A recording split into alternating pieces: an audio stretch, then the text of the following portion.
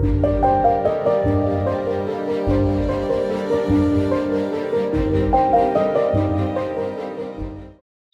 you ever wondered how fertilization takes place in flowers? In this video, we will learn in depth about the female reproductive structure of the plant and also the formation of megaspores and embryo sacs. Recall that the gynoecium is a female reproductive structure. Based on the presence of number of carpels, they can be categorized into two types. They are monocarpellary and multicarpellary structures. A gynoecium with one carpel is termed a monocarpellary structure. Can you quote some examples? Flowers of avocado and peas are a few examples that have monocarpellary gynoecium. Multicarpellary gynoecium has many carpels. Flowers of tulip and strawberry are examples of multicarpellary gynoecium. The pistils can be seen in two forms. Sometimes they fuse and form syncarpous gynoecium. Cucumber is an example of syncarpous gynoecium. If the pistils are freely arranged, they are termed apocarpous gynoecium. Lotus and rose are examples of apocarpous gynoecium. Now, let us focus on the structure of a pistil. Pistil is divided into three main parts: a stigma, a style, and an ovary part. Stigma is the exposed end of the style. They are the receptors of pollen grains. Style is a long, slender tube extending from the stigma to the ovary. And finally, the basal part, which is called the ovary. Let us now check its features. Ovary is a swollen part seen at the basal portion of the pistil. The ovarian cavity called locule can be found in the ovary and the placenta is connected to the ovarian cavity. The ovules or megasporangium are enclosed within the ovary. The number of ovules may vary in different plants. For example, wheat, rice, mango, etc. have a single ovule. But in papaya, watermelon, etc., there are many ovules. The ovule is a part of a plant where the formation of megaspores takes place.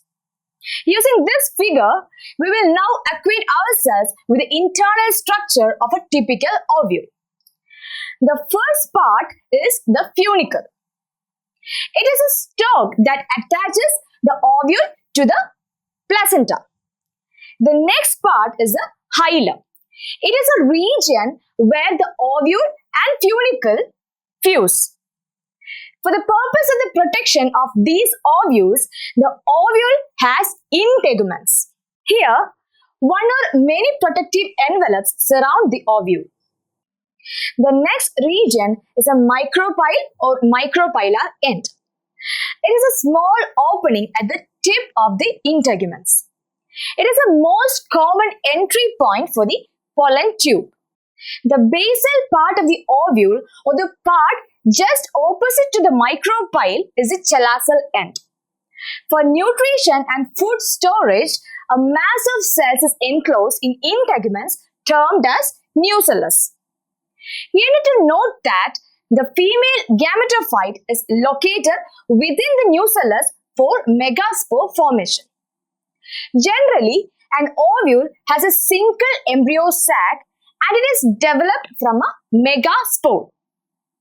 Do you know what a megaspore is or how does an embryo sac develop? To get the answer, you need to first understand the concept of megasporogenesis. Next, let us discuss megasporogenesis. Here, in the ovule, a nucellar cell enlarges in size and differentiates to form megaspore mother cell or MMC. This MMC undergoes meiosis and 4 haploid megaspores are formed. And we term them as megaspore tetrad. Now, what happens is that 3 megaspores degenerate and one of these megaspores develops into a female gametophyte. Only the basal megaspore remains functional and develops into a female gametophyte or embryo sac. The nuclei of embryo sac develops from a single megaspore and is termed as monosporic development. Now, let us check the changes that lead to this development. First and foremost, the nucleus undergo mitotic division and 2 nucleate embryo sac is formed. The nuclei again undergoes mitotic division and a 4 nucleate embryo sac is now formed. Again, the nuclei undergo yet another mitotic division and a 8 nucleate embryo sac is formed. These divisions are free nuclei. Here, the cell wall formation takes place and thus the cells and nuclei of the embryo sac are formed. The nuclei that develops inside the embryo sac are rearranged to generate the following final structure as you can see here. The mature embryo sac is 7-celled but 8 nucleate. The division is as follows. The egg apparatus has 2 synergids, 1 egg cell and is located at the micropylar end. The synergids have special cellular thickening at the micropylar tip called filiform apparatus. It plays an important role in guiding the pollen tube into the synergid. Antipodals are formed of 3 cells at the basal end of the ovule located at the chalazal end. The middle binucleate structure organizes itself into a central cell. How do the pollen grains get transferred from one flower to another flower of the same species? Next, we have to look at the pollination, fertilization and other interesting topics related to flowers. Now, let us summarize what we have learned.